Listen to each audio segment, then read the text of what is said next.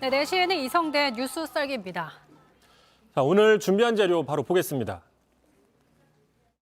우리의 안보를 지키기 위해서 윤석열 정부의 첫 메시지를 NSC를 통해 가지고 발표하는 것은 당연한 것이죠. 근데 이 지금 NSC 회의는 없고 국가안보실 점검회의 정도. 아니 이것이 점검하고 넘어갈 사안은 아니지 않습니까?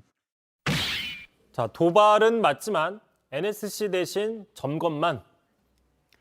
어제 북한이 동해상으로 단거리 탄도미사일 발사를 했습니다. 윤석열 정부가 곧바로 점검회의를 열고 도발이라고 규정하고 규탄했지만 이전 정부보다 대응 수위가 높아졌다는 평이 있습니다. 맞죠? 그렇습니다. 높아졌죠. 자, 대북 강경 기조를 분명히 밝히고 있습니다.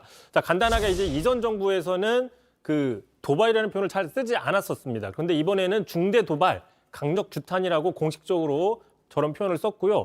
또 이제 하나 흥미로운 점이 과거 이전 정부에서는 국방부가 발사체라고 썼지만 이번에는 어제 바로 미사일이라고 조금 더 구체적으로 명칭을 바꿨죠. 정부는 북한의 도발, 강력 대응하겠다는 원칙이고 여러 차례 입장을 밝혀왔습니다. 그렇게 본다면 어제의 대응 수위는 적절한 거 아닐까 싶은데요. 다만 이제 어제 회의가 열렸는데요. 그 회의의 성격을 놓고 지금 논란이 좀 나오고 있습니다. 어제 그 김성환 대통령실 안보실장이 주재한 안보 상황 점검 회의를 열었거든요. 이게 사실상 안보실에 있는 사람들끼리 모여서 한 소규모 내부 회의라고 보면 되는 거예요. 당연히 윤석열 대통령 참석하지 않았습니다. 근데 또 문제가 뭐냐면은 무엇보다도 NSC, 국가안전보장회의 많이 들어보셨죠? 이 NSC가 어제 열리지 않아서 논란이 되고 있습니다. 당장 이제 이런 언론들이 이렇게 얘기를 하고 있어요. 자, 우리 국민을 조준한 북한의 미사일 3발이나 쐈는데 NSC 열지 않은 윤석열 정부. 자, 북한 도발에 강경하게 대응하겠다고 외쳤던 윤석열 정부. NSC 대신 점검 회의만 했다. 이런 비판들이 나왔고요. 참고로 이 NSC 같은 경우에는 대통령이 직접 주재하기도 하지만 대통령이 열지 않을 때는 안보실장이 대신 여는 상임위 형식도 있습니다. 자, 그러더니 보니까 이제 이전 정부, 그러니까 문재인 정부에서도 이제 곧바로 비판이 나왔어요. 이렇게 얘기를 했습니다. 박수현 전 소통수석이.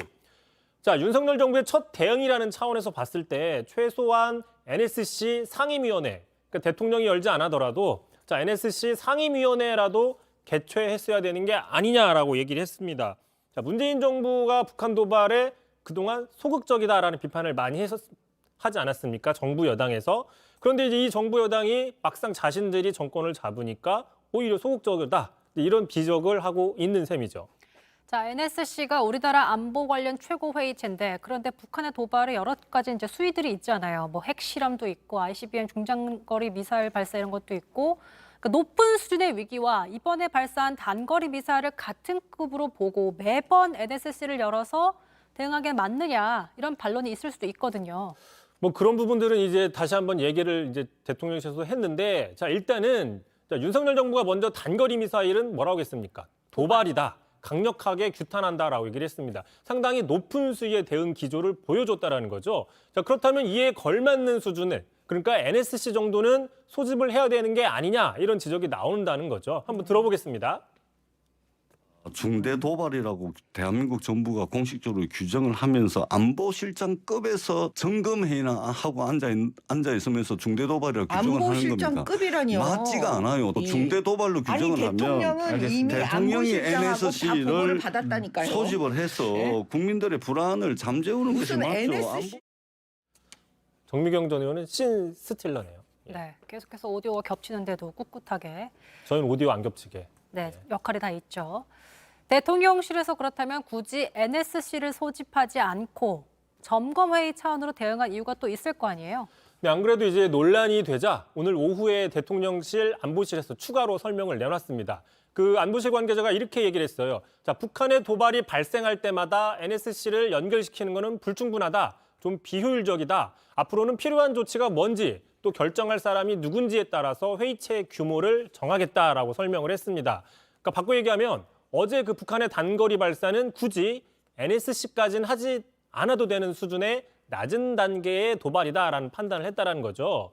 자, 그렇다면 이런 논리라고 하면 이전 정부에서 같은 사례가 많이 있었지 않습니까? 자, 이랬을 때는 왜 정부 야당에 그 당시 국민의힘 야당에서 NSC 왜 열지 않느냐라고 비판을 많이 하지 않았습니까? 자, 이 부분에 대해서는 또 이제 좀 입장이 바뀐 게 아니냐라는 지적이 나올 수밖에 없는 거고요.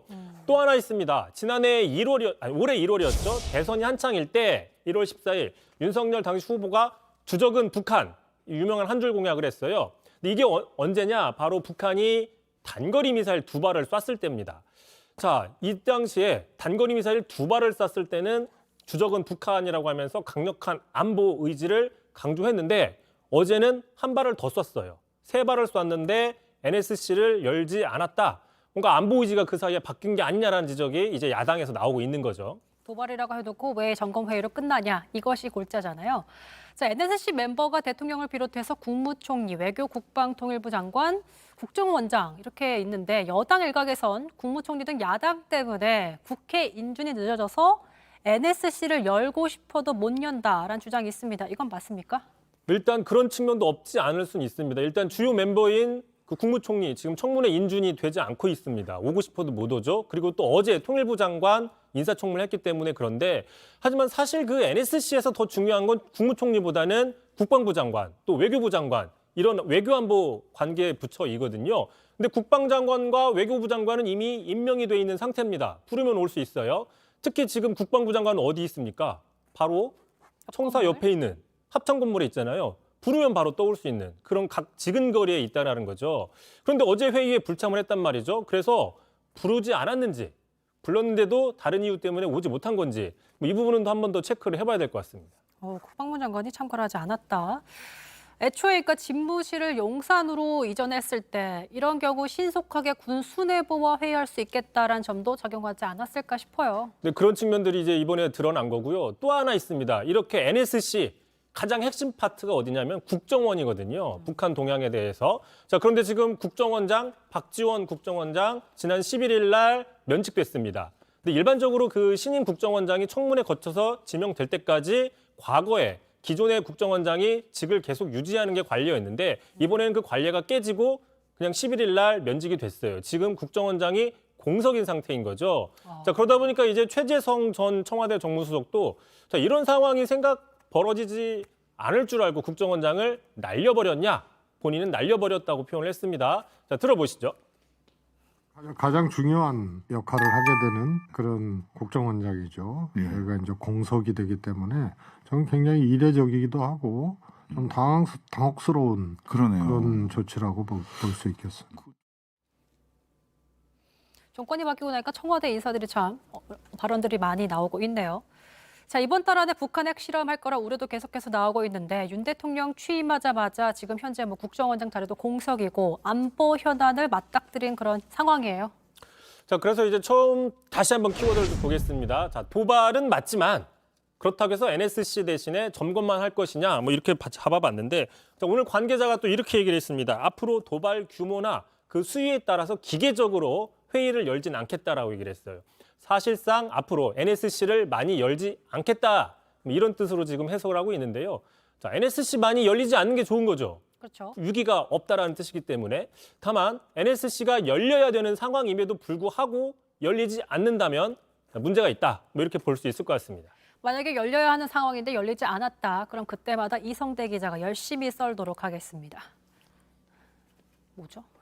알겠습니다. 이번 주 고생하셨고 이성대 뉴스 여기까지 하겠습니다. 수고하셨습니다. 내 손가락에 위친 너의 사진 위에 있지 일주일째 너는 아무 말이 없는데도 물음표가 붙어있지 모르겠어 어디쯤인지 같은 하늘 아래 숨 쉬고 있는데도